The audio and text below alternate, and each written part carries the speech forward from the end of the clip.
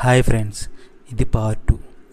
పరీక్షిత్తు తన కొడుకు జనమేజయునికి రాజ్యభారాన్ని అప్పగించి ప్రయోపవేశం చేసేందుకు నిశ్చయించుకున్నాడు. పరీక్షిత్తుకు ముందుకొచ్చిన ఆపద గురించి తెలిసి మహర్షులందరూ వచ్చారు. అలా పరీక్షిత్తు మునుల సహాయం మేరకు సుఖబ్రహ్మ వ్యాసుడి పుత్రుడైన సుఖమహర్షి నుంచి శ్రీమద్భగవతం విన్నాడు. పాము వల్ల తనకు మరణం సంభవిస్తుందనే భయంతో పరీక్షిత్తు గంగానది తీరంలో దుర్భేద్యమైన ఒంటి స్తంభం మేడ కట్టించుకుని అందులో ఉండిపోయాడు.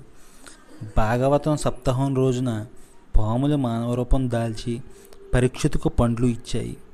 వాటిలో ఒక పండు రూపంలో దాగి ఉన్న తక్షకుడు అనే పాము బయటకు వచ్చి కాటు వేయడంలో పరీక్షిత్తు మరణించాడు.